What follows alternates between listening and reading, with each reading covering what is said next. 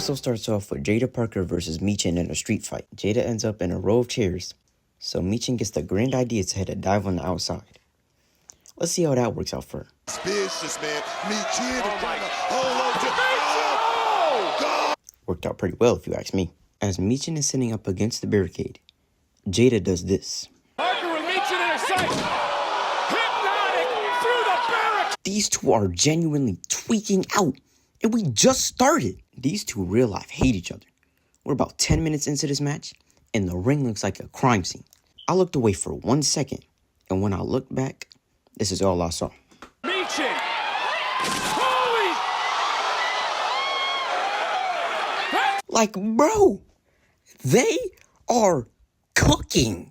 The match ends after Jada gets Meechin back in the ring and hits the running hypnotic to get the win. I mean, what did you expect? Not only did she demand this match, not only does she use her butt as a weapon, but she also wrestles in black Air Forces. Certified crash out. We then see Ariana Grace and Carmen Petrovich. Ariana is sad because she's from Toronto and she won't be able to compete at Heatwave. Carmen is also sad because she's not going to Heatwave and she is also Canadian. Ariana says Carmen is not as Canadian as her, whatever that means. JC Jane and Jasmine Nix come in to continue their tour of pure hating. And when Carmen challenges Jasmine to a match, they laugh and walk away. I thought this was going to lead to a tag match at Heatwave. Yo, Ava, why didn't you make the tag match? Ava, why didn't you make the... Oh, she actually made the tag match. My bad. Anyways, the next match was New Catch Republic versus Hank and Tank. DJ.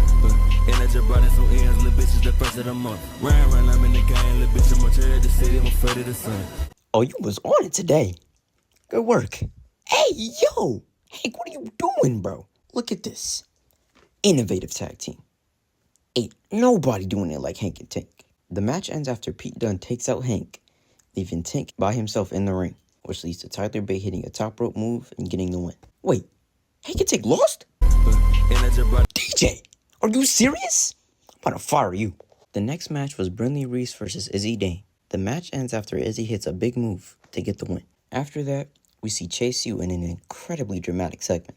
Duke Hudson tells everyone that Rich Holland cheated to help them beat the OC. Rich says he feels like he's a part of a family in Chase U, and he was just trying to help. Andre Chase responds to this by saying he's not mad, but Rich will have to stay behind while the rest of Chase U go to Heatwave. After that, we get a face-off between NXT Women's Champion Roxanne Perez and her Heatwave opponent, Lola Vice.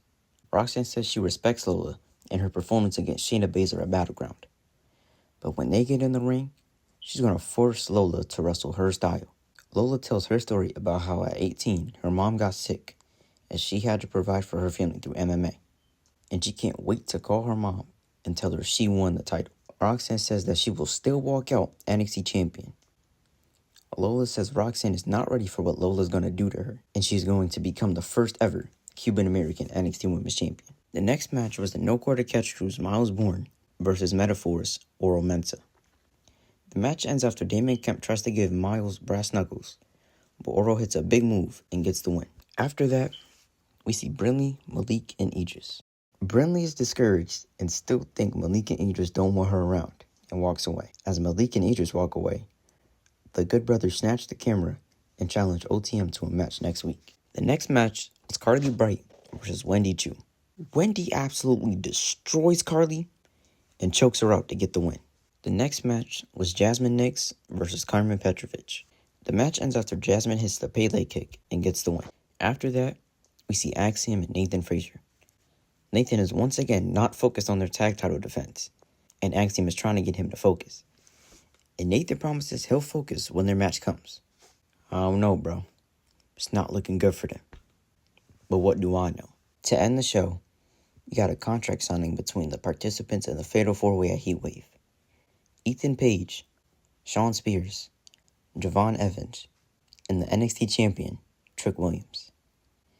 Ethan says even though he can beat Trick at Heatwave, he doesn't have to beat Trick to win the title. Trick says despite his lack of experience, he's going to put in the work and walk out still the NXT champion. Shawn says that Trick's emotion is what got him pinned last week, and at Heatwave, the same thing is going to happen. He then says Javon is just some kid who's just happy to be there.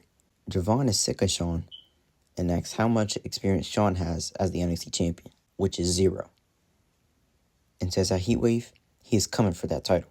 Sean tries to downplay Javon again, which leads to Javon's hood instincts coming out. Still be 20 years old. Just oh my God. Hey, I'm about to rock your dumb ass. Keep on talking.